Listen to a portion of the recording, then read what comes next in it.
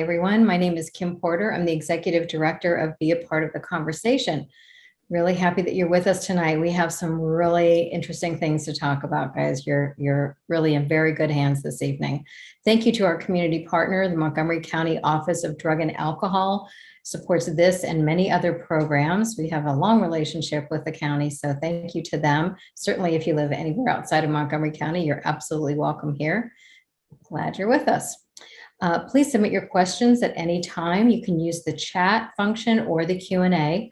We are recording this program. We're really glad you're here live, but we are recording it. So we will, but anything that you put in the chat or the Q&A will not show up on the recording. So we will be taking a look at that. My colleague Bob Lamb is with us as well. Bob and I will be keeping an eye on the chat. And you can follow up on tonight's program on our website. Bob is going to be putting some links in the chat. Conversation.zone/addiction is where you can follow up. We'll have this recording, which we'll probably post early tomorrow morning, if not late tonight, along with lots of other supportive information that will be resources to support some of what we'll be talking about this evening. There will be a survey that comes up at the end of this program. We ask you to please take a moment to complete that, even if you've been with us before. Thank you for doing this because it really helps us to know what you would like to hear about in the future. Was this helpful? And so on. And I want to tell you about just a few things that we have coming up. One of our favorite presenters is with us tonight, and he'll be with us again on Tuesday virtually. Mike Blanche. He is going to be talking about one of his favorite subjects, I think, the tech life balance. And we're going to be focusing on young people. This is actually hosted by Hatboro Horsham School District, but it's online. So you're absolutely welcome to join us. You can find all of this information I'm about to share with you on our calendar. And I'm sure Bob will share that link as well. Alcohol, we're going to talk about underage drinking, specifically under 18. Alcohol is still the top choice of young people in substance use. Cannabis is kind of creeping up on it a bit, but alcohol is still the #1 substance that young people are using. So we'll be talking with some folks about that. We have a really nice day coming up on Saturday, May 21st, a week from this Saturday. We are crossing our fingers for some good weather.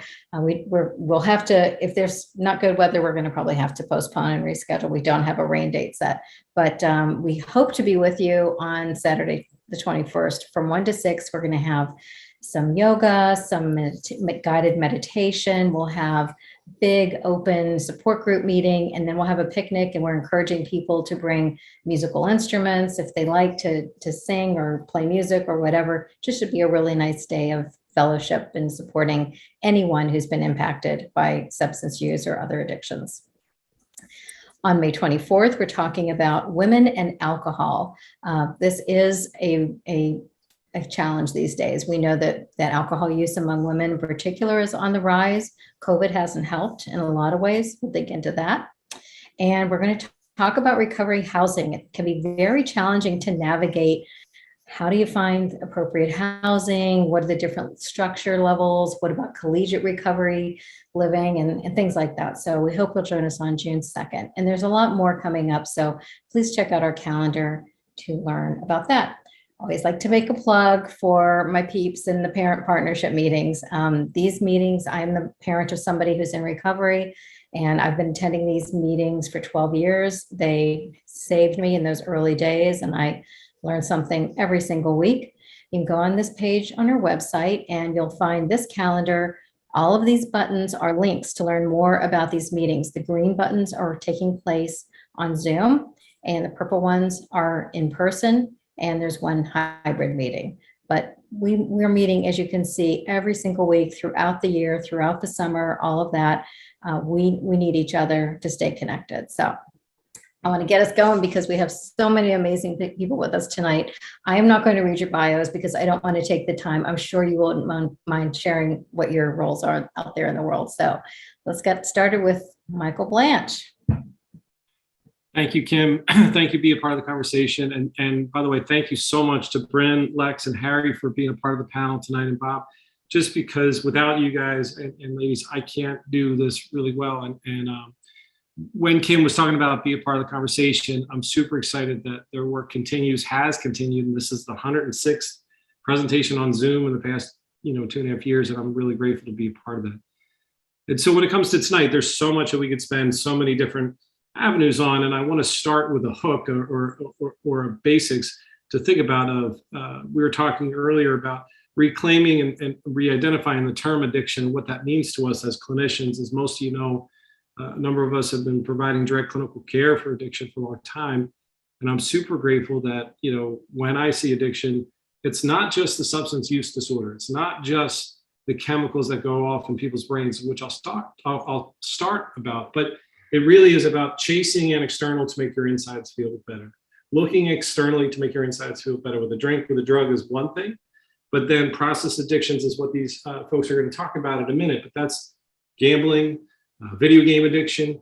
It can start as early as video game and social media addiction, but an over-attachment, rooted in attachment theory of an over-attachment to look at things without being able to feel comfortable in your own skin and try to fill that hole in the soul or that hole in the inside with something outside of yourself. And food addiction and eating disorders can be considered a process addiction, but body image and how somebody looks on the outside to so many different other process addictions.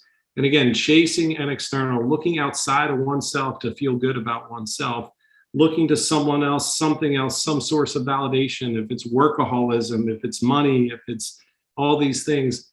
And P.S., all of these things change our brain chemistry. So the first part about the brain, we know the brain is shifted. We know the brain changes over time. And even this latest research I was looking at for my 3-year-old, I was looking at for the American Pediatrics Association on exposure to technology under the age of 3 or 2. We know that the brain changes a higher exposure rate to video games and videos, and kids don't know how to process it sometimes. And so at an early age, kids get exposed to these highly addictive things. And I don't know if you can all see me or see this, but those people that don't know, this is an iPhone. And yes, we all know what it is. It's in everyone's back pocket. It will buzz. But these things, that buzz, can be so changing of the brain and stimulating and so chaotic. And if you're a person in addiction, if you have a genetic predisposition for addiction that we know, sometimes genetic predisposition isn't just the neurochemistry, it's also being raised in a home with alcoholism and addiction. Translation, being raised in a home of chaos. You're comfortable in chaos. You're attracted to chaos. And you don't feel comfortable when everything's going quiet. And so that's where it's not just the substance use disorder of the neurochemistry shift, but it's the biorhythms, it's the body that we don't feel comfortable in our own skins.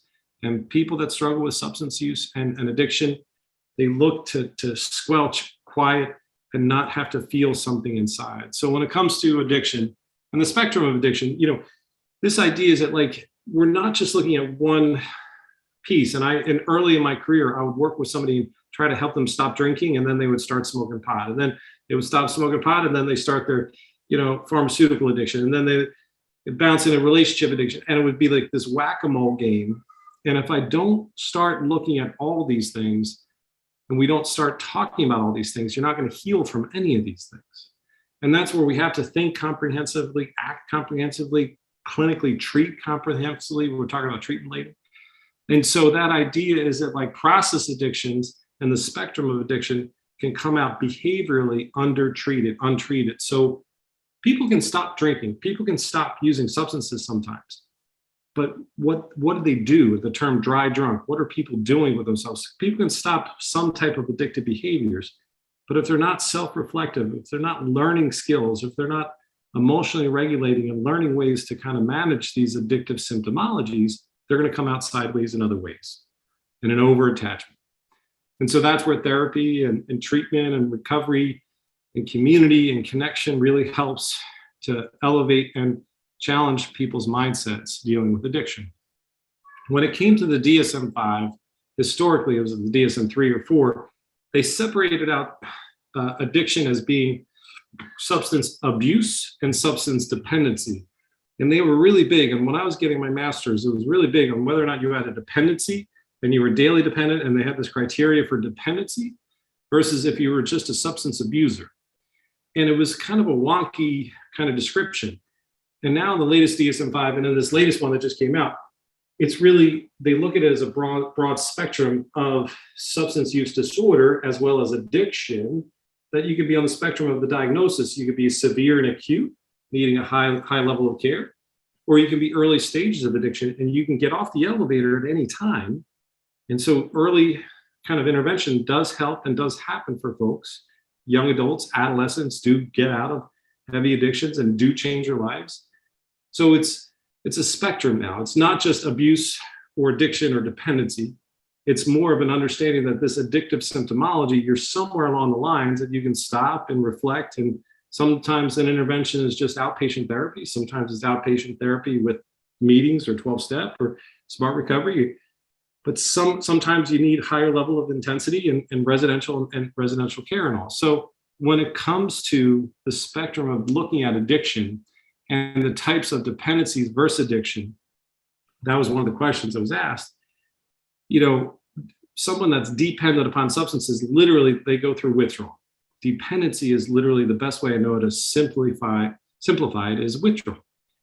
And we go through withdrawal from sugar. We go through withdrawal from caffeine. We go through so many drugs that are out in our lives, and we go through withdrawal from this.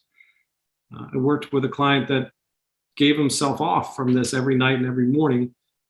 And after 2 or 3 weeks, his anxiety decreased. And so when we talk about withdrawal, it's not just the chemicals, it's also the behavioral addictions. And I work with a lot of clients, and Bryn and Lex know clients that we work with that get relationally addicted.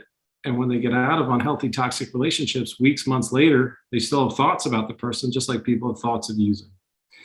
So when it comes to the spectrum of addiction and the dependency versus addiction symptomology still needs to be treated. But dependency, once you're clean, once you're sober, once you're away from the pattern of behavior, that's a great move. But then addictive symptomologies we need to look out for. One major factor of what factors we have to look at when I look at prevention or treatment is your environment. Know yourself is what we're talking about tonight, but also know your environment. Know what other environmental factors are conducive for relapse or what other environments are supportive of recovery. And so we talk about changing behavior and helping individuals get sober. Sometimes they have to change people, places, and things because their environment sometimes is conducive for addiction, and sometimes their environment is conducive for recovery. And so that's a part of what a therapist's role is, so outpatient therapy and outpatient people to help people change some of the environmental factors. And some of the other factors to think about that I know these guys will talk a little bit more about is trauma and the impact of trauma in addiction. It's been talked about a lot. It has been researched a ton, but the role of trauma, and I love to not love this book, but it's a great book. It's What Happened to You. And Kim's laughing because we talked about it. And it's by Oprah Winfrey and this other doctor, and I forget the other doctor's name off the top of my head. It's just Oprah Winfrey stuck in my head. Bruce Perry. Thank you. And it's well researched and it's well thought of. And I really didn't want to like it, but I do, because trauma and what happened to you and the vulnerabilities of what happened in childhood or adolescence sometimes looks for people, and people look for them more vulnerable for addiction in life. And they replay out their traumas, they relive their traumas in relationships. And so that's where codependency sometimes is formed. And that's where unhealthy relationships and toxic relationships are formed. And that's where, if we don't talk about healthy trauma treatment, if we don't heal from trauma, we won't heal from our addiction. We don't, there was this old school thing that we would help them get sober, and then we would send them to psychiatry. We help them get sober, and then we would help them send off to those therapists out there. And the truth is, dual diagnosis, 87% of individuals that have a primary substance abuse issue have a secondary mental health issue. That's for young adults. That's under the age of 30. That was through University of Penn. NIDA says 6 out of 10 adults. NAMI says 6 out of 10 adults have mental health issues, have addiction. I think that number's high. I think that number's, low. And I think there's much higher numbers for dual diagnosis. And if we don't treat both, the likelihood in what I see in treatment world, and Bryn and Lex can talk about it, we see if you don't treat the secondary mental health issue and specifically trauma, that trauma response, that trauma reaction, it's a huge relapse trigger for folks. So we need to get people in. And luckily in the Philadelphia region, we have amazing trauma specialists, great folks to connect to, and it's just a little bit known. So Last little note, then I get to introduce Harry, I think, right? Is that the next on the list? Okay. So I'm flying, so I'm gonna save my 2 minutes toward the end if I can sneak in some other stuff. I didn't have enough caffeine, I promise. But when it came to the last thing I was asked to talk about is genetics. Years and years ago, I worked in a residential program where I ran family programs when I'd have 45 residential clients and then their families. So it would be 100, 150 people in the room every Wednesday night and every Saturday. And I asked the same simple question for years: how many people in here have addiction in their family of origin? And every hand would go up. And that kind of nominal statistic, and looking at the statistic of face to face, it's my own numbers. It's looking from my own perspective. But research shows, and the research backs me up, that there is a strong propensity to addiction in your family of origin. So if you have addiction in your family of origin, it's a strong likelihood of strong genetics that you may have it. Now, does that mean that you're going to pick up a drink or a drug? No. And have that specific drug of choice? No. But I work with, and I know Lex and I've worked with a lot of cases, their parents are in recovery and are excited. And so their kids are like, yep, you're not going to get addiction. But they don't pick up a drink or a drug, but then they pick up process addictions. And then they pick up video games. And they pick up other kind of addictive symptomology, and it flies under the radar. And that's where we're really worried for our folks. So genetics plays a part in awareness. So when we come to prevention, know yourself, know your genetics, know who you are, and know your environment, and know what's environmental supportive, what's environmental safe for your recovery to flourish.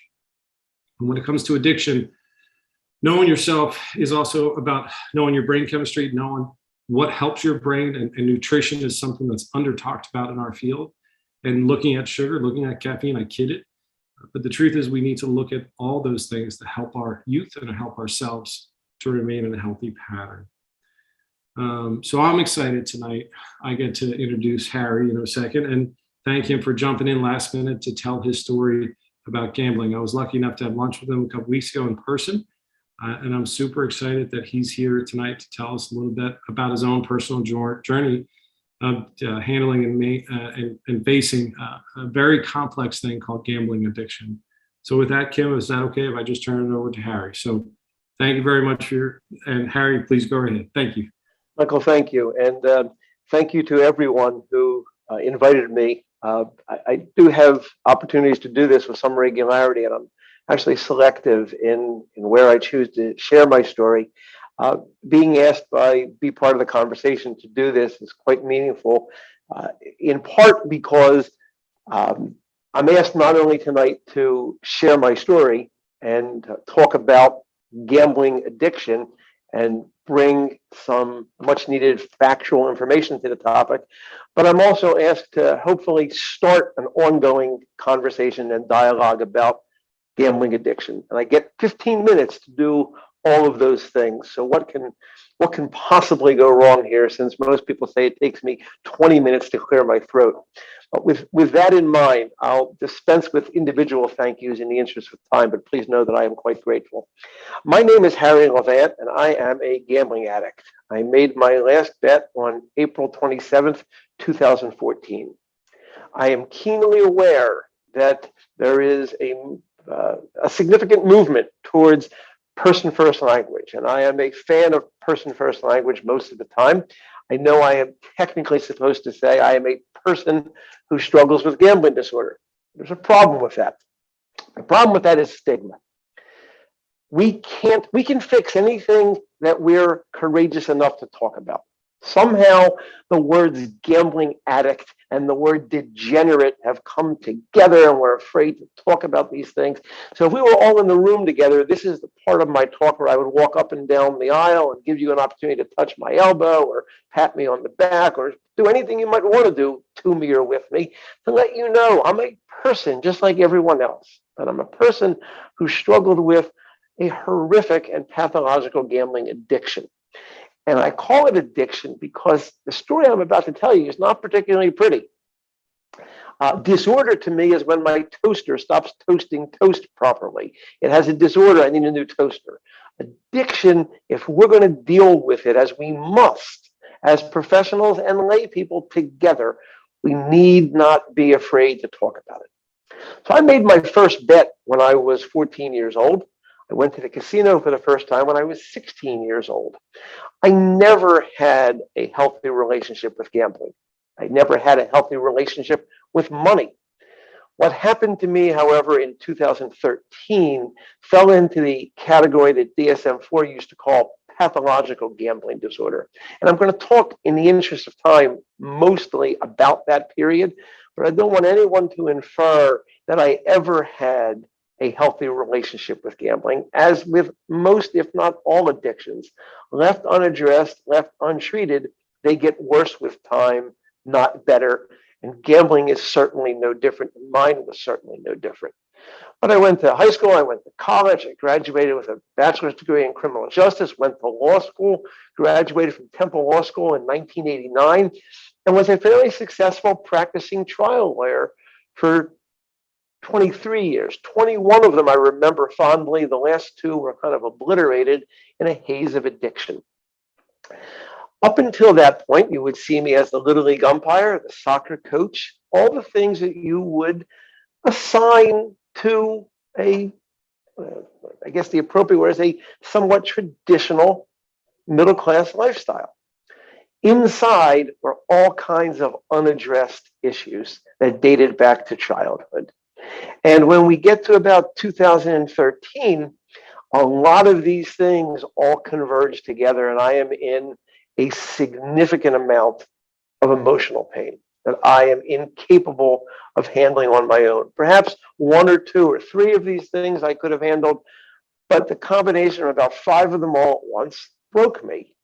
And I ran for my drug of choice, which was a casino. And lo and behold, we had just opened in 2011 casinos right here in Philadelphia. I didn't need any longer to go across the bridge and drive an hour and 15 minutes to Atlantic City. I had one that was a 15-minute car ride away from my office in Center City. And in early 2013, I started to go to the casino for 5 days, some weeks, 6 days a week, 8, 12, 14 hours at a time. I was pathologically hooked on my drug of choice. Now, people think about gambling addiction and they think about it in terms of money. Gambling addiction is not a money disease.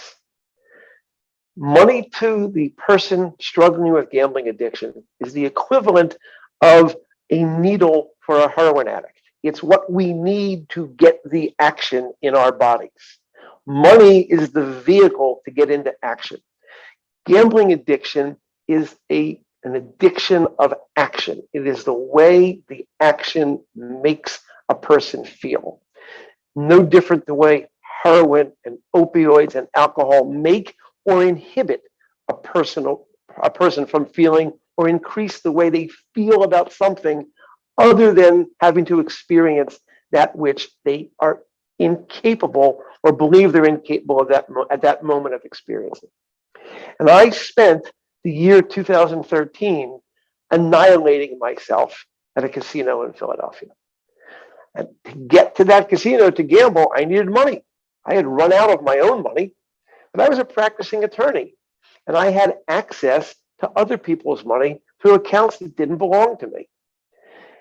We struggle as professionals looking for the appropriate definition of addiction. There's no one definition, but the one that I go back to time and time again is a person can know that what they are doing is harmful to themselves, harmful to others.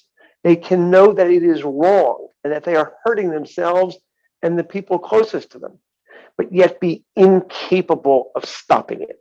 That's the horrific nature of addiction, and mine was no different. So someone assisted me moving money around and obtained money through a variety of means. And throughout calendar year 2013, I was on a self-destructive path to kill myself the only way I knew how, in the euphoria of my addiction. In early 2014, there came a moment where I was about as unwell as an individual can be. And there are very few absolutes in this world, very, very few. But if a person in the grips of a gambling addiction says these 4 words to you, I have a plan, you can be rock solid certain the plan is not going to be a very good one. And mine was no different. In April of 2014, I came up with a plan to marshal together any additional financial resources I could get my hands on. And I would go for this piece of the plan, as you'll hear in a moment. This piece wouldn't take place in Philadelphia for a reason which will become apparent momentarily. I got my casino host here in Philadelphia. Have more time another time. We'll talk about what the words casino host mean. But I got my casino host to obtain a beautiful hotel room in Atlantic City for me. I'll never forget the room. Windows wrapping all the way around. Wherever I looked, there was ocean or bay. And my plan was to go down to Atlantic City with the remaining money I could get my hands on a Thursday. Now, I know that Friday exists because I'm here with all of you. So by definition, that Friday has to exist. But I have no recollection of it, none whatsoever. The next thing I remember is Saturday afternoon, the 3rd day there, where my plan had come together. Because the plan was I was somehow going to win back enough money to make all of this right, which was a complete and total impossibility, or I would not leave Atlantic City alive. I would take my life in that hotel room. And the time came to take my life. And I sat down at a desk. I had built the noose. I was going to hang myself. And I sat at the desk and I sat there attempting to write a note to my children to explain that which could never truly be explained. I tried. I really did for about 45 minutes to write that note. And somewhere in that 45-minute period, I had what many people in recovery experience, not everyone, but many people in recovery. I had this moment of pure clarity. I didn't want to die. My addiction wanted me to die. It was done with me. It had taken my heart and my soul and my conscience and my brain. Nothing left of me. It would move on to others and I would be gone. And at that moment, I picked up the phone and I made 2 phone calls. One was to a couple of friends to come and get me. And ironically, they asked me to get out of the hotel room and go back to the casino, thinking I'd be safe in the casino. And the second call was to 1-800-GAMBLER. And it was a phone call that, as sick and impaired as I was, and I was quite ill, I'll never forget what they told me. They told me, what we can do for you is pay for up to 5 sessions for you to meet with a gambling counselor. But what we really do is we train the gambling industry how to spot people with a gambling problem. That's what we do. And as impaired as I was, I knew something was very wrong there. And if I had 30 minutes today, the second half of my talk would be about that. We're not going to get there today. Maybe I get invited back for that another time. But I came back from Atlantic City 8 years ago. This very minute, I was in rehab in the mountains of Prescott, Arizona. And shortly after leaving rehab, I came back to Philadelphia and began to take accountability for the carnage that I had caused. I spent 3 years in an intensive IOP and outpatient program with addiction psychologist Jeremy Frank here in Ballackinwood. And I walked into the district attorney's office and I told them, I need to tell you a story about what I've been doing. And the only ask that I made was, on the other side of this, please charge me with anything and everything you can charge me with. Because if I'm ever going to have another day, I need to know that I'm not going to be looking over my shoulder. I need to take accountability for what I have done. And in February of 2015, in the presence of my children, I stood in a courtroom where I'd practiced law for 23 years, and I pled guilty to 13 financial felonies and 1 misdemeanor. It was obviously slightly better at felonies than I was misdemeanors. And I will never forget what the judge said to me at sentencing. I used to wonder whether my clients listened much to the court, to the judge. I was keyed into every word, and the court sentenced me to 11 and a half to 23 months in jail, but granted me immediate parole in the courtroom and said, I haven't read the exact transcripts in a bit. I'm paraphrasing here.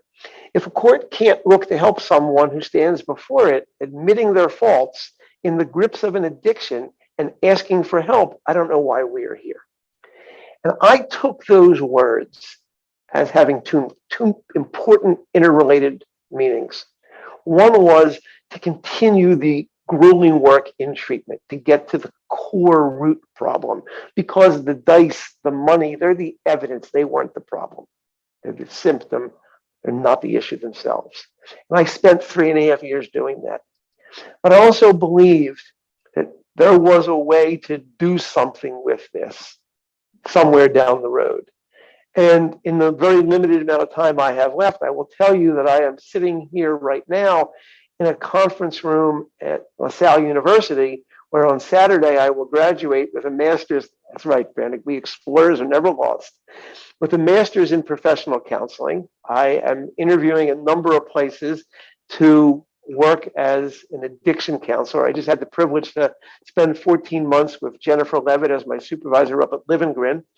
And I'm joining the profession as a drug, alcohol, and gambling addiction counselor.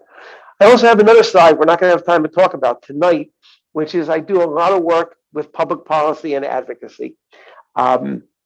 The issue of gambling is everywhere. In fact, I have a beautiful PowerPoint that I spent most of the day today putting together that you're not going to get to see, but I'm teasing Kim and Mike to invite me back because it's all about the conversation we need to start about gambling being everywhere. Mike held his phone up. This is a game changer right here when it comes to gambling.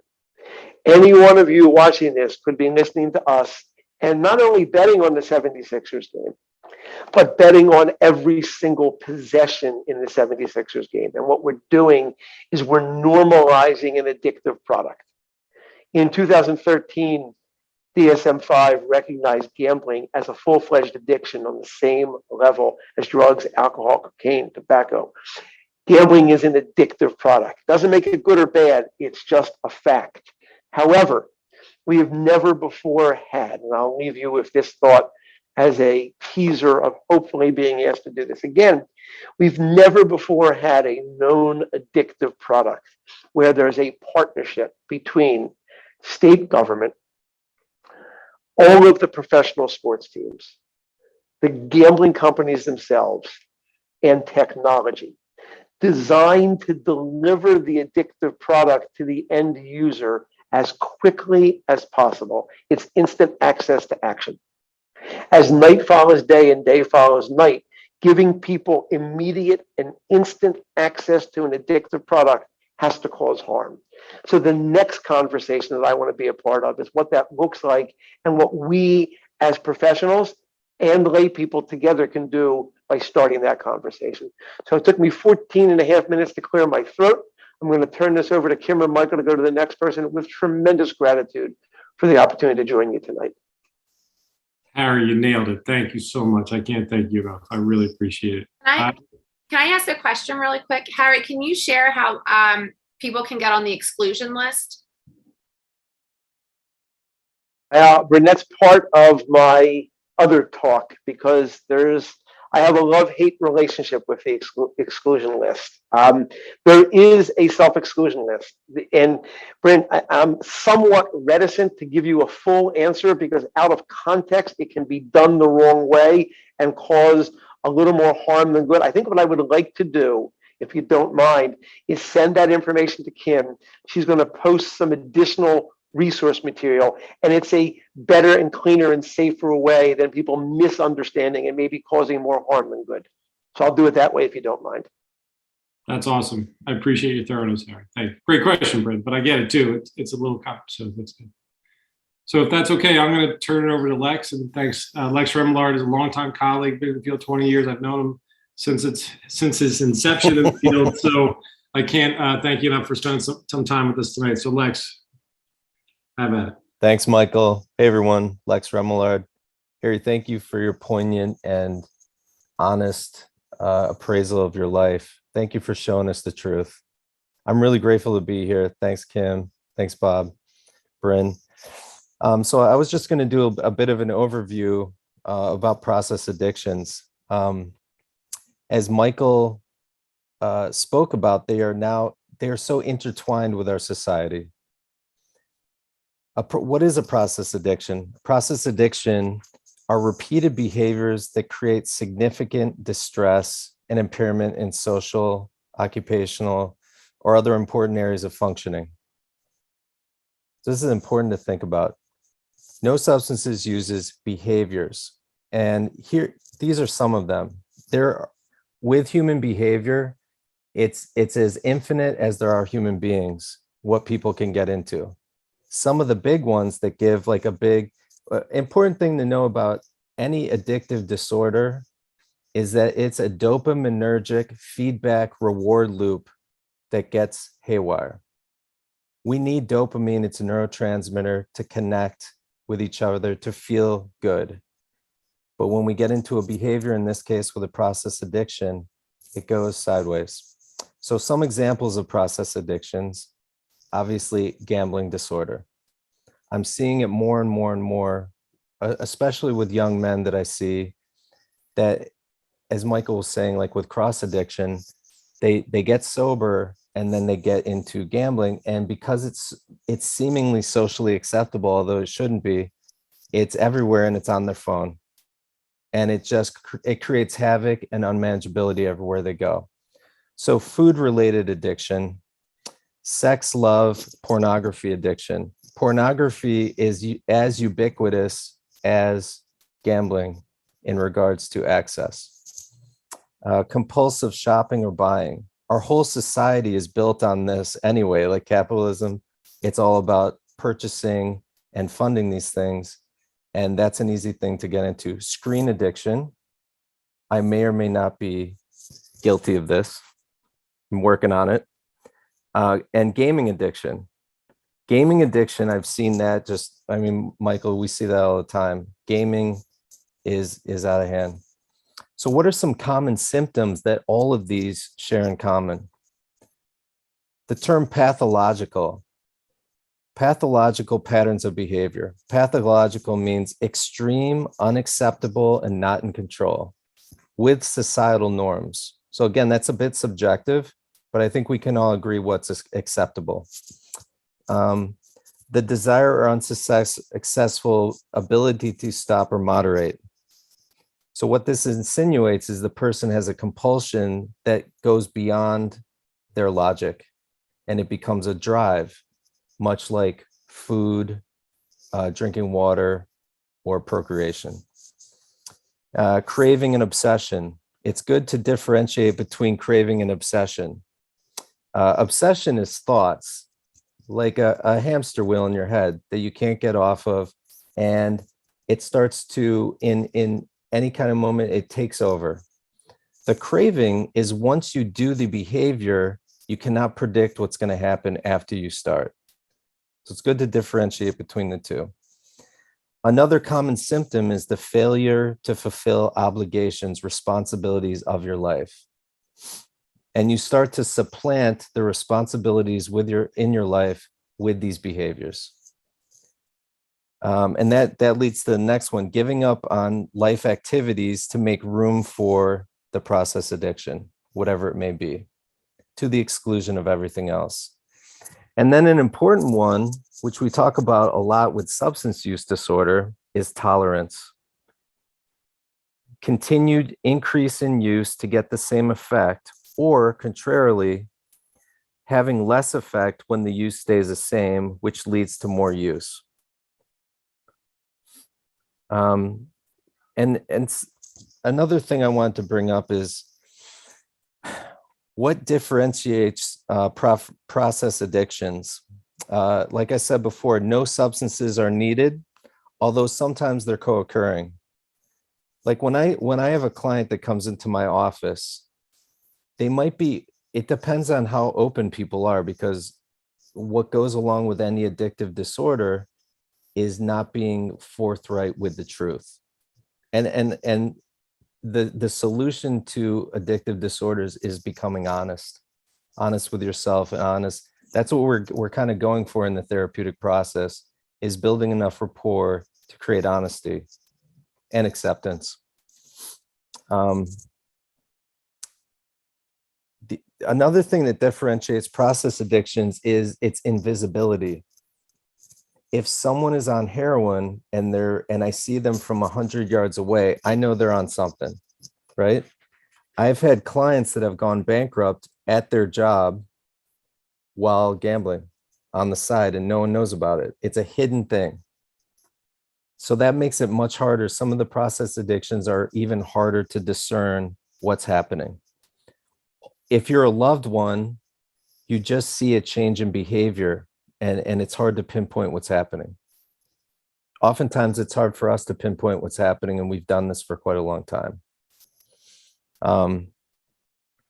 There needs to be an emphasis on the relationship to healthy behavior. Some process addictions cannot be eradicated completely because you need them to exist. For instance, with like a real food addiction, you need to eat to live. So it's about creating a healthy relationship with the process. You might not be able to stop altogether. Michael brought up a really interesting book, which I need to read, but one that I really love. It's called The Body Keeps the Score, right? Bessel van der Kolk, he's a Dutch researcher, and he's at the forefront of trauma research for the world. It's a fantastic book. It's a primer, and that gets into the next topic at hand. I made a little diagram. I should have done this like on a PowerPoint, but bear with me. Okay. So at the middle is trauma. The next layer is mental health, and the outer layer is an addictive disorder. It doesn't matter what it is. The trauma is the pain that people want to escape.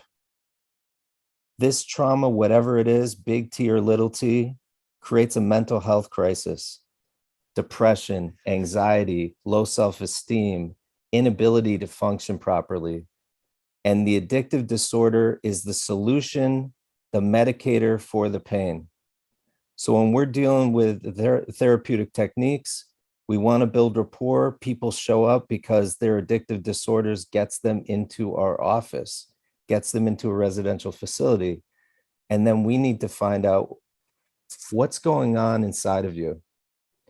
And if we're lucky and the stars are aligned, we can get down to the pain. And once we can get to the pain, our jobs are to try and have a new relationship with that and to understand it in a different way. And there's many techniques. I know, Michael, you're given statistics, and this is anecdotal, but 100% of my clients have trauma. Everyone is traumatized by being alive. The question is resiliency and what sets you up to be vulnerable to the trauma itself. Because you could have the same trauma and people react to it differently. There's some traumas that we all agree to that are horrific, like going to war, being in a horrific car accident, seeing someone murdered. But then there are all these traumas that are intertwined in our society and are so commonplace, like divorce, rancorous divorce, or kind of the biggest one, bullying. When I find out someone's bullied, the effect it has on the person is unbelievable. And we have to get into that, what it does to the person. Let's see here. In regards to the etiology, or the chicken or the egg, personally, and this is becoming more apparent as time goes on, I do believe everything is kind of trauma informed. It's the origin of it. Let's see here. In regards to solutions or the treatment of process addictions, depending on the level and the extent in which it's in someone's life, There's many specialized treatment facilities nowadays that deal with it. I know on the West Coast in Washington State, there's a gaming residential treatment center. Eating disorder, like again, process or not, there's quite a bit of that in regards to specialization. And then it gets out into the outpatient world, which is where we live. We happen to specialize in addictive disorders. My specialty happens to be in substance use disorder, but anecdotally, all of this is intertwined and we end up dealing with it.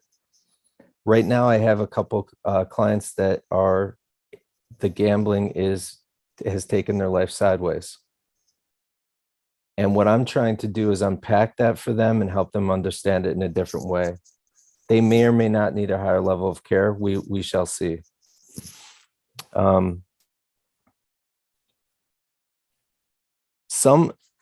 It's important to, in Michael, in the way that you started this talk off about destigmatization and what Harry talked about, one of the most freeing things is getting someone who's accepted what they're going through in front of other people who are further along in the process, and they can just be together and learn from each other. Okay. So getting into any kind of 12-step process is a good idea. Peer support, right? I think it's frustrating for a lot of my clients, family members who love them, who feel frustrated because they feel rather impotent in assisting their loved one in change. And they get resentful when a stranger that they meet on a Friday night at a meeting can help them in ways, and they just met. It's because of the shared experience.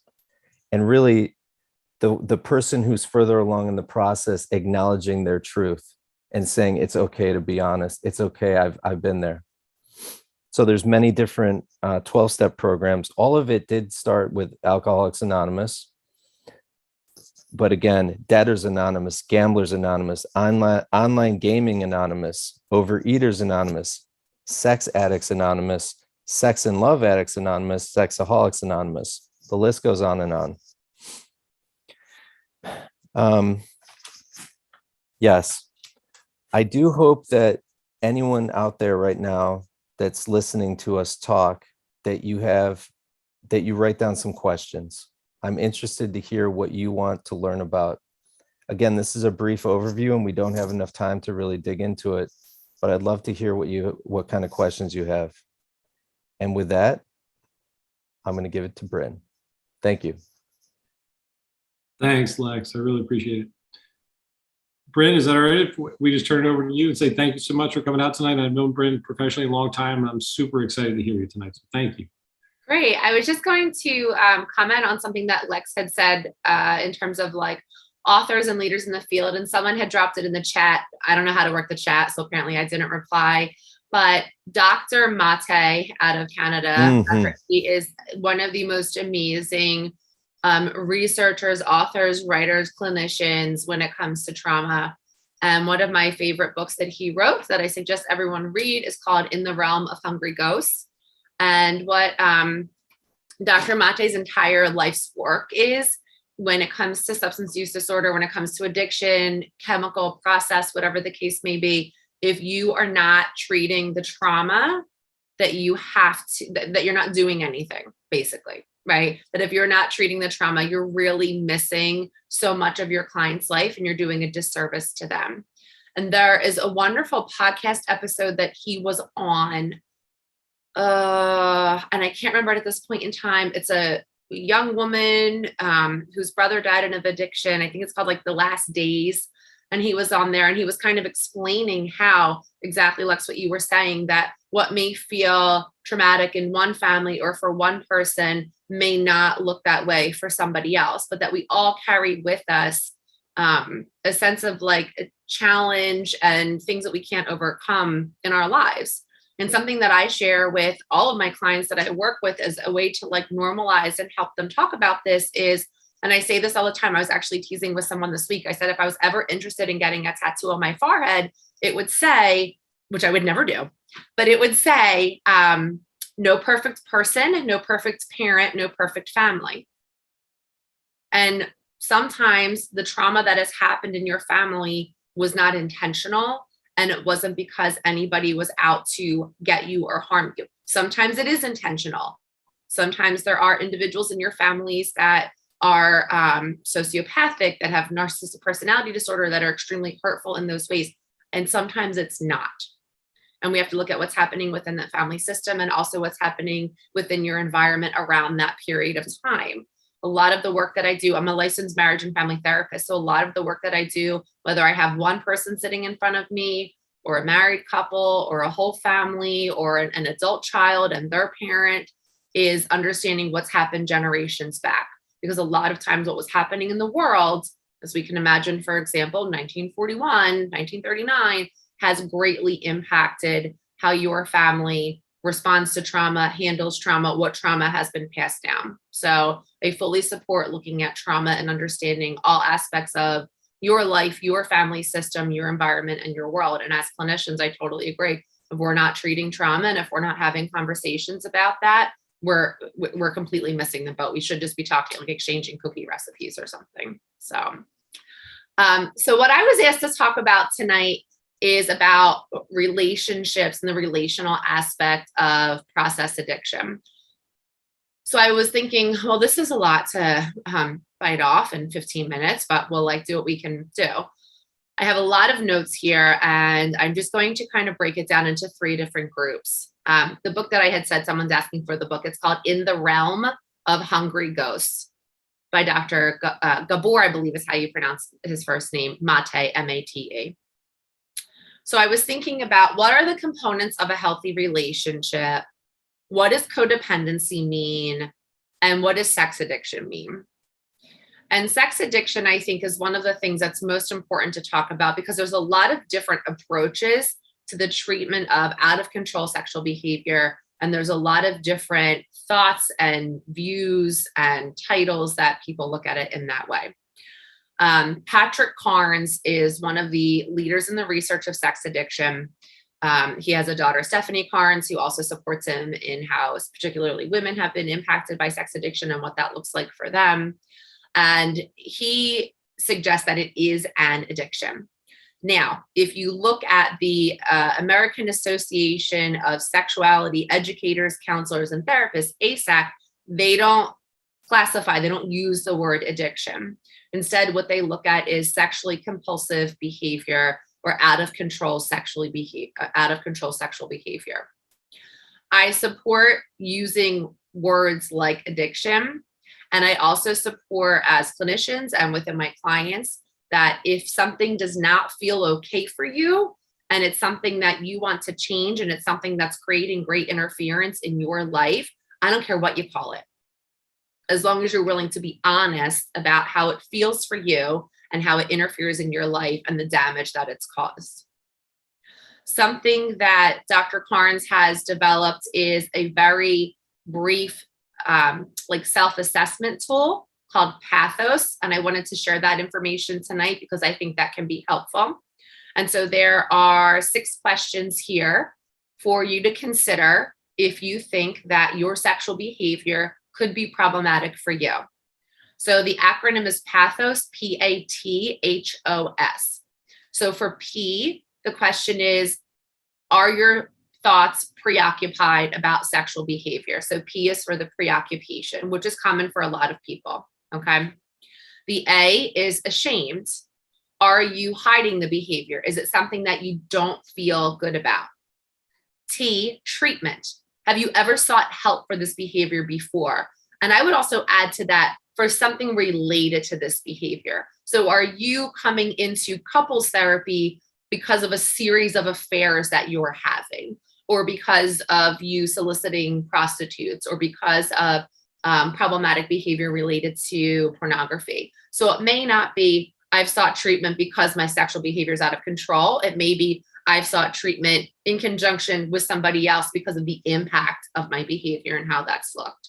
So just treatment, I think we could expand to that. For H, hurt. Has anyone been emotionally hurt by your sexual behavior?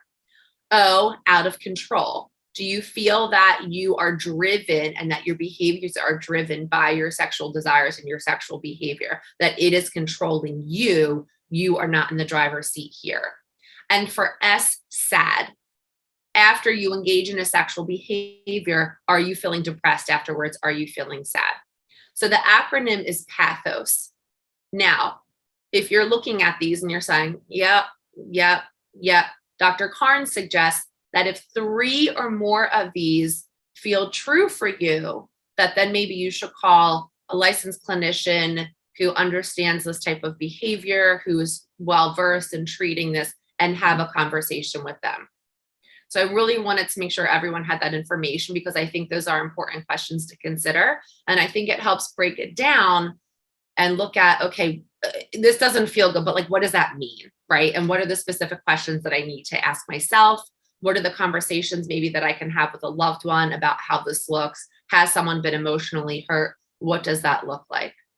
Even for the aspect of emotionally hurt, I want people to also expand their thought process, in that if you are in a romantic relationship, it may not be your partner necessarily that's been emotionally hurt. Harry, when you were speaking about spending, 8, 12, 14 hours in the casino, I think about the emotional hurt of children involved. So the same thing would be true for someone who's going through this questionnaire of pathos and who's been emotionally hurt. What have I not shown up to? Who have I let down? Who has not gotten their needs met through me, which they normally would, because of this behavior, or because of my attempt to engage in this behavior. So I want to expand it outside of any potential committed relationships you may be in. It may say, oh, I didn't show up for Mother's Day because X, Y, and Z was happening, right? Well, who would think that their mother would be impacted by their, out of control sexual behavior, their sexual addiction? Like, those things happen. So expand your thought process and think about your totality of your life, all the relationships that you're involved in, and all the systems that you're involved in. So that's kind of my piece on like sexual addiction and what that looks like. In relationship to trauma, I also really, really, really love, and I happen to have this book here, I call it my Bible, the work of Dr. Claudia Black. And this is one of my all-time favorite books. And it's so funny.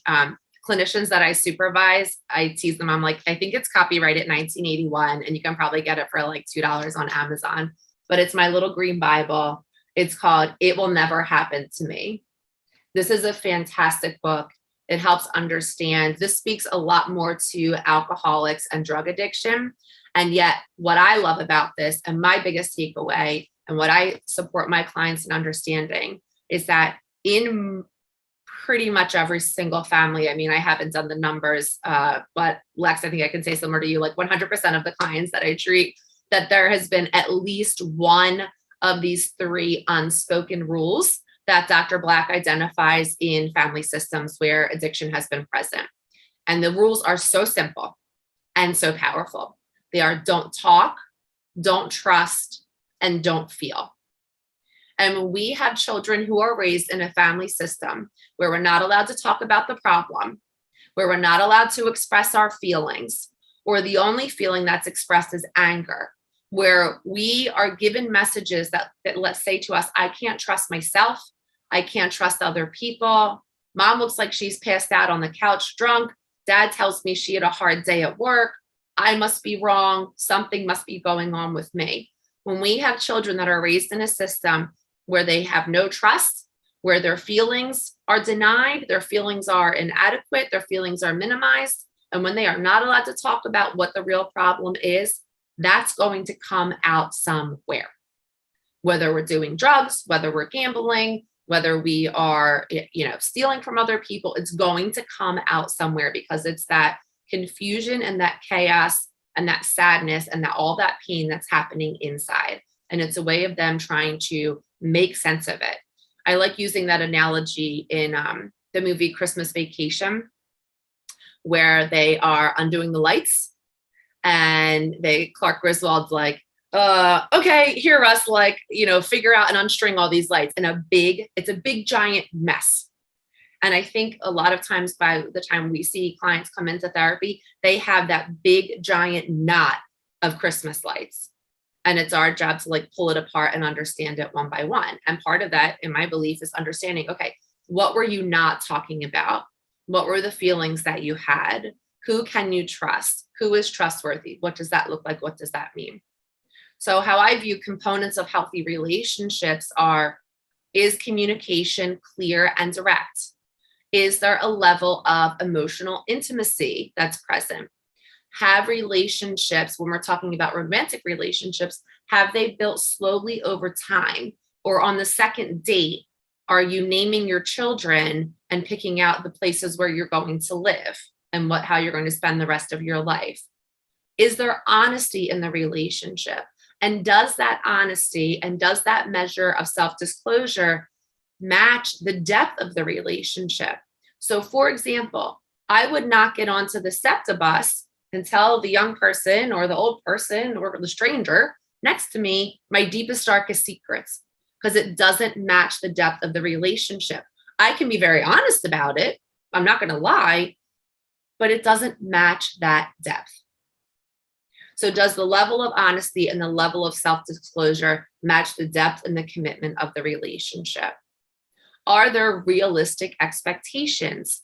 Realistic expectations are absolutely present in a healthy relationship. I also think an important component of a healthy relationship is what I call voluntarily compromising. Okay. So what do I mean by that is we're doing things we don't feel like doing, right? There's a lot of things I don't feel like doing, a lot of things my husband doesn't feel like doing, but we do it for one another voluntarily without being asked. And these are not abusive, harmful, controlling things, right? He gets up in the morning, he packs all the lunches, he packs my lunch, he makes my breakfast, I handle the kids' stuff at nighttime, I do all the bed. I don't feel like doing it. He doesn't feel like doing it, but it's the way that we show up and come through for one another. When we are looking at what we call codependent relationships and codependent behavior, those things do not exist. And that, to me, codependent relationships is another form of addiction.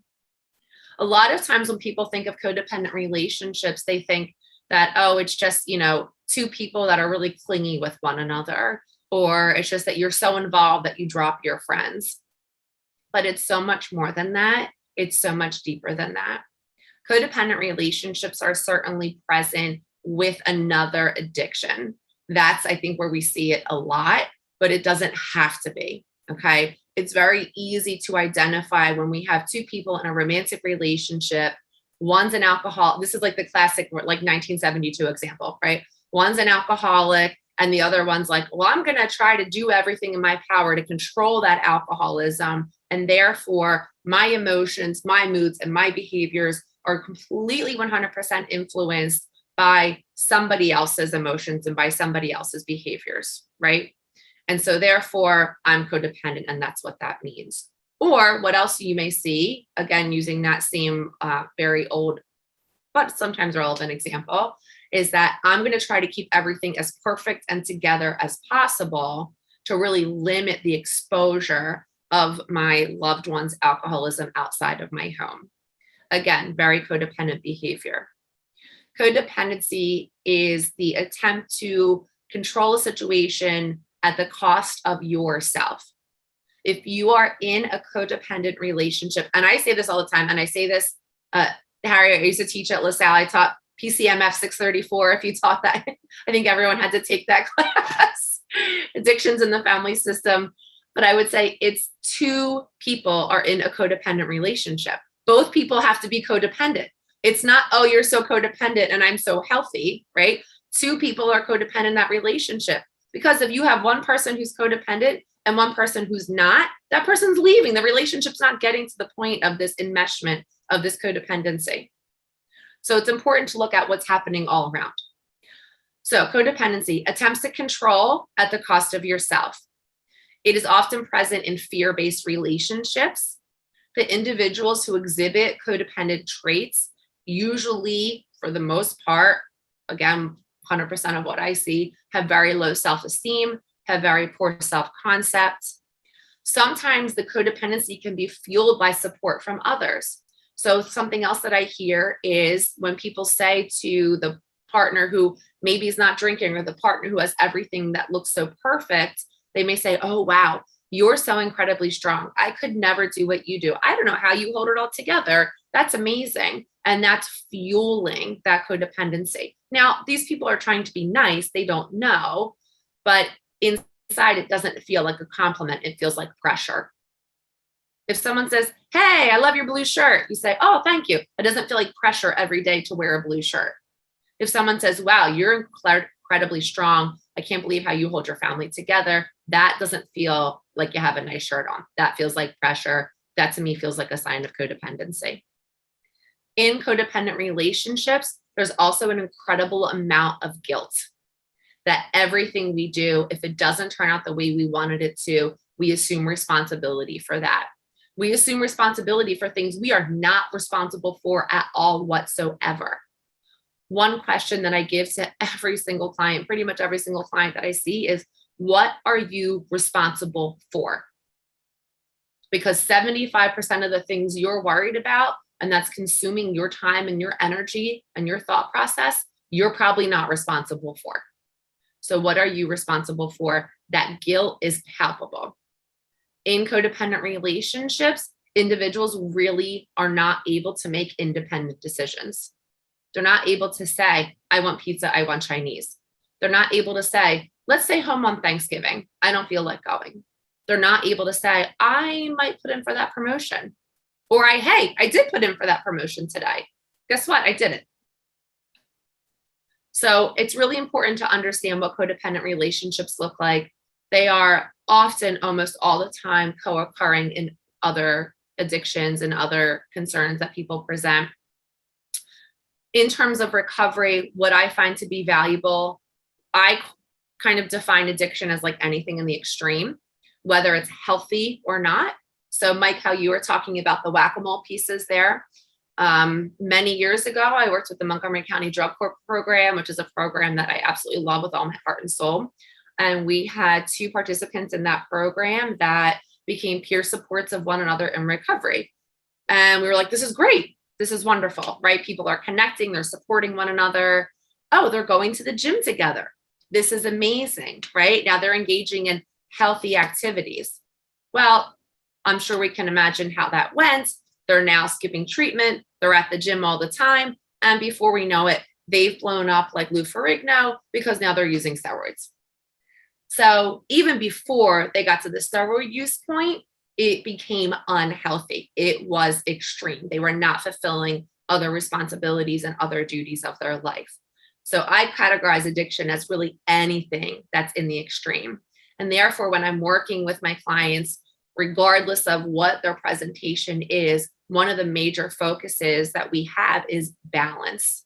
How do you create balance in your life? And Lex, my artwork is probably a lot worse than yours, so I won't show it. But I do work with clients on creating pie charts and literally tangible. What does that look like? How many hours do you have in a week? And not for them to adhere to a rigid schedule, but for them to see and understand, whoa, these slices are much bigger over here. And on this side, which is my second pie chart, which is my future pie chart, how can I make that feel more balanced in my life? We also focus on honesty and trust in our relationships. And then one of the biggest things we focus on in addition to balance is distress tolerance. So Mike, I was laughing to myself when you were talking about screen time with kids under 3. In my home, there's a 17-year-old, an 8-year-old, a 5-year-old, and an almost 3-year-old. So sometimes I will admit we use screen time strategically just to get like 2 minutes to have a conversation with one another. And I will tell you, if my children have come to kind of like a little bit too much, their behavior absolutely changes. And there's no distress tolerance that's present. And so my husband and I will say to one another, okay, like detox, they're done. Like put them away, put them out of sight, and then they're fine. But they need to develop that distress tolerance. They need to develop that not everything's going to be okay. Being in recovery doesn't mean life is great. Being in recovery means that you show up to life, that you know how to handle life, that you can participate in life, and that you can appreciate life. And so I think whether we're talking about gambling addiction, any type of process addiction, any type of chemical addiction, any type of really any behavior that's in the extreme, those are the things that I find to be most important. Balance, honesty, distress tolerance. I think that's all I got. I was about to say, wow, that was all. And again, Bryn and everybody, thank you so much, because like, I don't know, Kim, it's one of these topics that we could spend all night, and we will, because we have time. But you guys nailed what I was looking for, and I can't thank you enough, Bryn and Lex and Harry again. I wanted to drop in 2 quick quotes and then 1 line, and then turn it around for questions. One quick quote that everybody talked about, Brene Brown talks about this idea of shame exists in silence, secrecy, and self-judgment. Addiction lives in silence, secrecy, and self-judgment. And we need to get it out into the light, in and around people like Lex and Bryn and Harry both talked about, that idea of putting yourself in an exposure to let people in, to hear what's happening, and to really treat addiction is about right sizeness. Recovery from addiction is about getting right sized with your emotions, your relationships, your balance that you talked about, Bryn, and I can't thank you enough for that. That's summation of what real recovery is about too. But before I turn it back to you guys, there was 2 quick quotes. One was from Patrick Carnes. He said, look at the complexity of how addictions interact and complicate recovery. Addictions do more than coexist. They, in fact, interact, reinforce, and become a part of one another. And I heard that quote last week, and I was blown away. Patrick Carnes, you guys quoted, it was kind of the origin guy for sex and love addiction. And that coexist, and not only just coexist, but really interfere in effect if, again, we don't talk about and don't treat. And the last comment I'll say, and then I'll open up for questions, is this idea that I know we talked a lot about trauma, that inner trauma, and resolving and looking at that trauma that we're all still going to have. And I lightly say the word resolve. I think look at and face and live with. But I know that some people worry, all right, so if I resolve my trauma, can I go back to using addictive substance? So if I resolve my childhood trauma, no, it's not that easy. It's a life work of recovery, a journey of recovery. So I had to throw that in there as well. So thank you guys so much. Let's turn around to you. Well, before I turn around, do you guys want to comment on anything? Lex or Harry, Bryn, do you want to add anything more, or Kim, before we open up to questions? I mean, I love that quote from Patrick Carnes. I have not heard that yet. And I think that it kind of, if you wanted to very simple, boil it down in very simple terms, I think it's like the hamster wheel. And, by the time clients come into treatment, like, who knows what happened first, right? And who knows what we're dealing with when and where. And there was also a fantastic article that was posted this week about Selma Blair. And so Selma Blair has been in the news recently about her diagnosis with MS. But in the news, the article that came out, and I think it was in People magazine maybe, was really about her use of alcohol, and then the cycle of alcohol use and rape and coping with trauma and alcohol use. And just phenomenal. Not a phenomenal read, obviously, in the fact of the tragedy of what had occurred there, but phenomenal read. And I think just being so open and honest and direct and clear with everybody that this happens, and that it's not shame that you have to carry, and that it's not something that you have to have this pain with it for the rest of your life. Thank you. Well, then we can get to the questions that were already posed, if that's okay, unless there were 3 questions that are in the chat. Why don't we start with those, Mike, just because we know for sure those folks are with us tonight. And I just want to say thank you to really, really quickly. I want to get to the questions. I have so many things I want to follow up on, but I'm going to defer to the guests. But go ahead, Mike. I'll read the first one, is the middle one. I've learned in Gamanon that gamblers should not handle money any longer.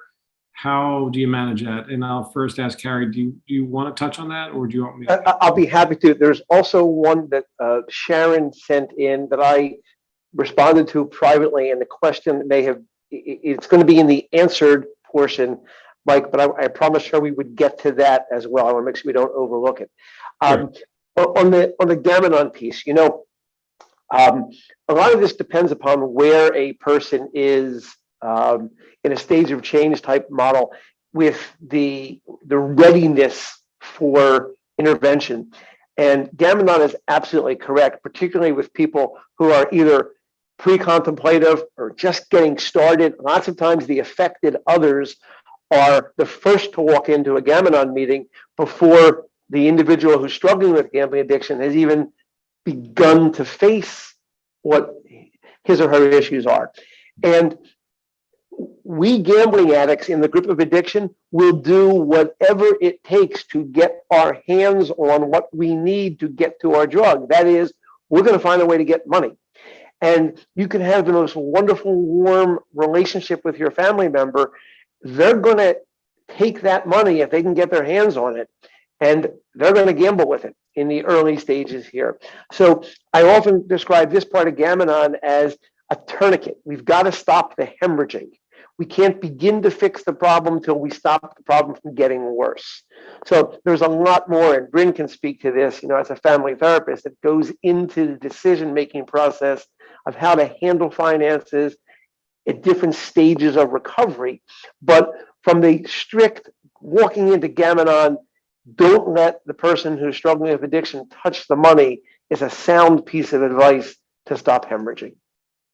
Great. Thank you. And I think, early stages, just like harm reduction approach of like food and everything else, your first 30, 60, 90 days are really the most critical. And then you reevaluate over time, but absolutely that first early stage. And would you guys, Lex or Bryn, want to add to that? Or?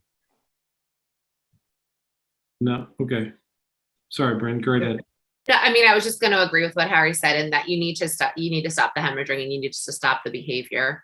And so I definitely support that in the early stages, and then reassess as needed. And if I just may add on that, one of the things we see so often in the early stages is family members don't even begin to know just how bad the financial situation is. It's the old tip of the iceberg metaphor. And that's another reason we have to stop the hemorrhaging. Absolutely. That's it. So I appreciate you bringing up the other question. I'll read it out loud. Is how do we handle gambling addiction when it's never been so easier to gamble from your phone? And it's also when it's heavily advertised, strategic advertising and everything else, and there are apps, there's ways, and there's clinical ways we could talk about. But Harry, did you want to kind of take this? I would like to, if you don't mind my taking Please. it first. And I'm going to, can you hear me? Yeah, you can. Yeah. Okay. I'm going to actually use this as a moment to share 30 seconds of something on my screen. We're going to hope this works. And I want you to see this before I answer the question. Can you see Charles Barkley on my screen? Yep. All right. Hopefully, Mike, if you can't hear the audio, please step right in. You should be able to hear this. I'm going to play 30 seconds for you. In the NBA playoffs, anything can happen. 1 minute you're feeling great about a bet, then you hear that voice in your head. Hey Chuck, let's get out while it's still good, man. You don't want to end up looking like a knucklehead. That'd be terrible. With FanDuel, the ball's in your court. Hit cash out and tell that voice in your head to be quiet. Are you hungry? Hey Chuck, are you getting hungry?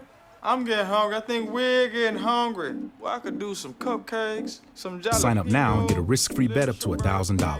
FanDuel, official sportsbook of the NBA. Is that what you wanted to share? Yep. That is what I wanted to share, and hopefully I am back. And I wanted you to see that before I answer the question about how we handle this with gambling being everywhere and advertising and marketing. To answer the question, I want to make it very clear. In no way am I opposed on any level to gambling. Gambling's been around since likely the days of the cave people. The first caveman who invented the wheel, there was somebody 3 caves down laying 3-to-1 odds that wheel wasn't going to work. Now, gambling's been around a long time. Gambling's not the problem. The problem is how we are not addressing a known addictive substance and how it is being delivered and marketed, as Sharon's question points out. So I played this clip, and I think it's going to segue into an answer to the next question as well. I played this because in the last 3.5 years, we have had an unprecedented explosion of the introduction of gambling everywhere. And we have absolutely no federal regulation of this addictive product. The individual states are partners making enormous tax revenue off of gambling. It's, as I said earlier on, a fox guarding the henhouse type of situation.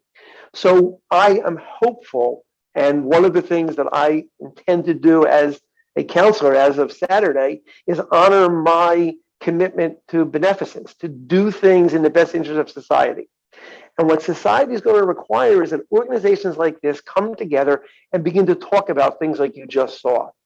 Because what Charles Barkley was offering you, $1,000 risk-free bet, there is no such thing. You gamble $1,000. If you lose the $1,000, the money is gone forever. It's in money heaven. You never see it again. The gambling company gives you back 1,000 credits to chase your losses. We would not tolerate this with any other addictive substance. Even the piece of the clip you heard where he said, cash out your bet in the middle. They don't give you your cash back. They give you credits to chase the money you just lost. So society has a new toy. And we trained mental health professionals working with others have to find a way to change the discourse, where Sharon's question is just the tip of the iceberg. I hope that helps, Sharon. No, that really did. So thank you, Harry.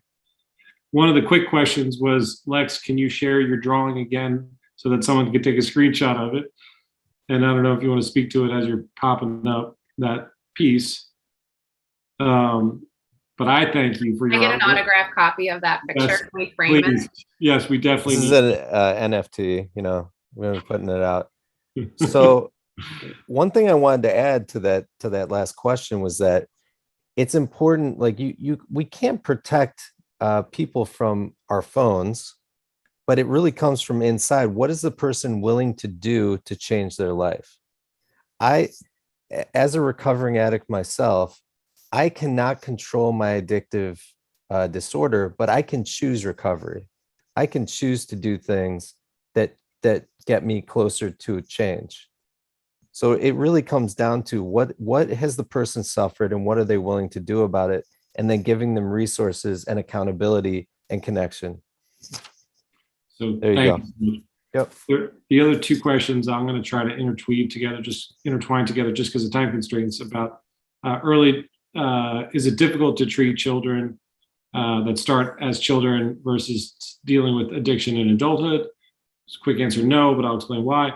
And how do we prevent our kids from gaming or gambling easy access that can lead to addiction?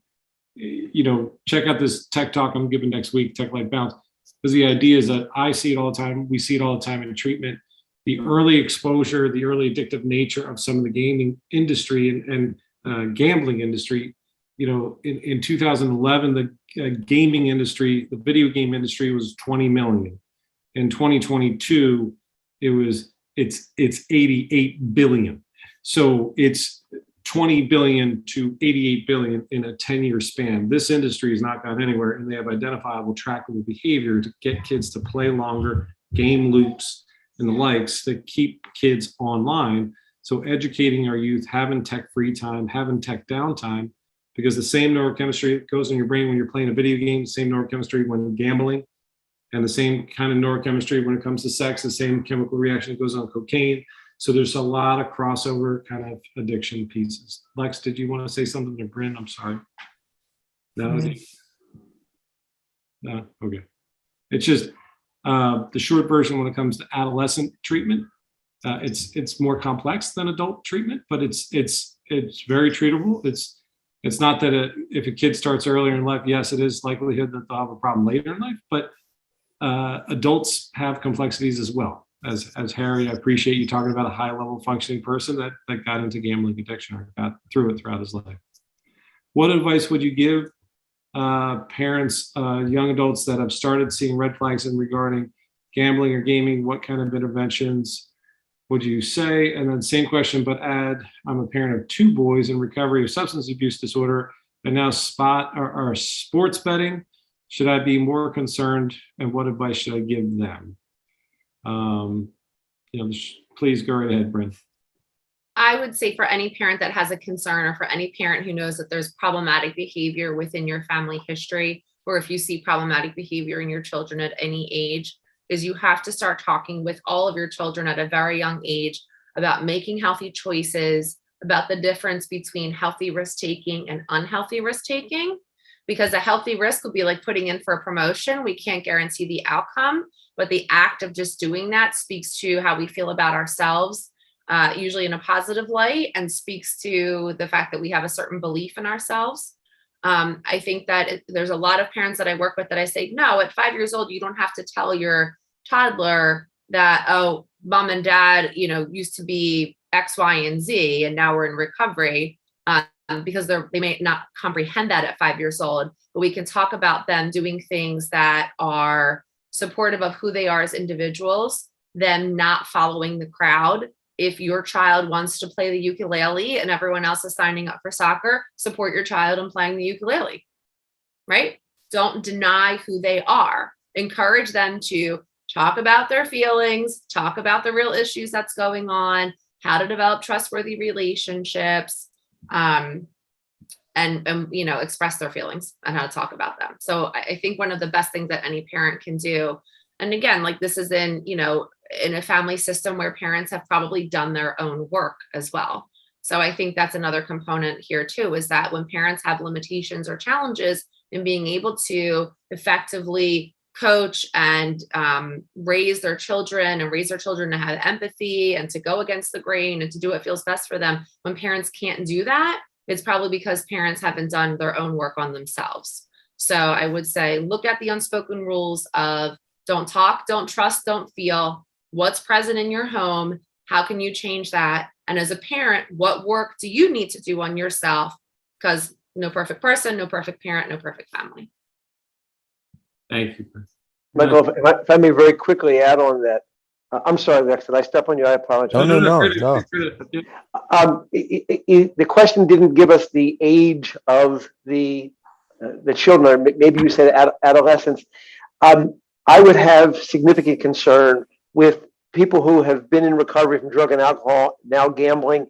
The concern being, and I can't state this strongly enough, the chemical effects on the brain for a gambler are virtually identical. We've used the word process addiction fairly loosely tonight.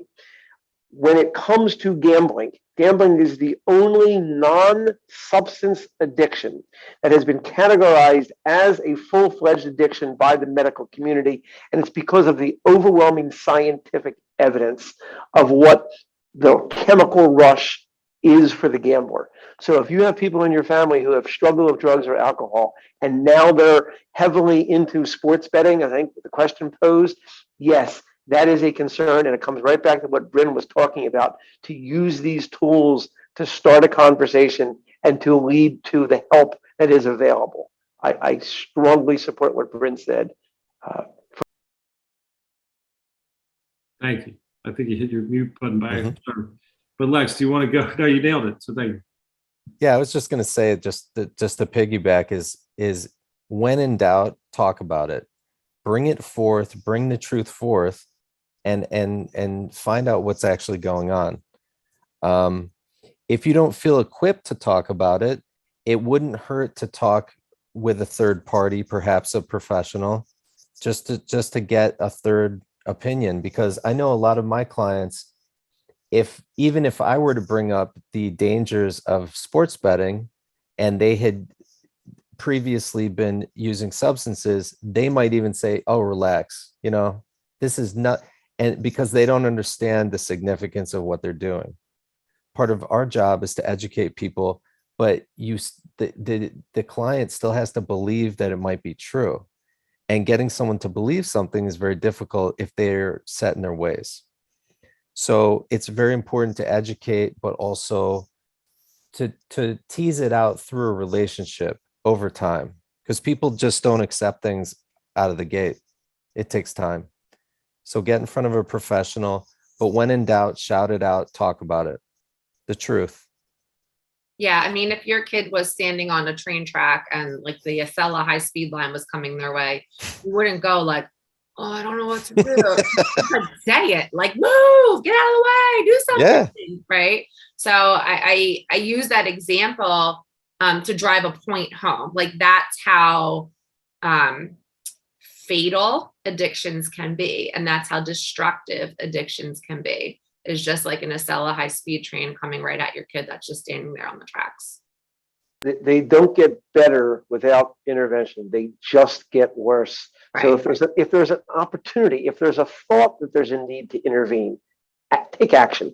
If you're wrong, hey, we're all going to be happy. But if you're not wrong, the earlier you take action and seek some advice, people like us are out there. We want to help, and it doesn't get better without help, without trained support.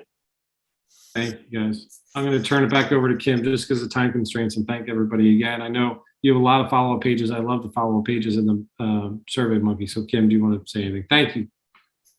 I don't know what to say. Thank you all so much. We could absolutely talk so much more. I just put in the chat again, the follow-up. Oh, and Bob did too. We're on it, right, Bob?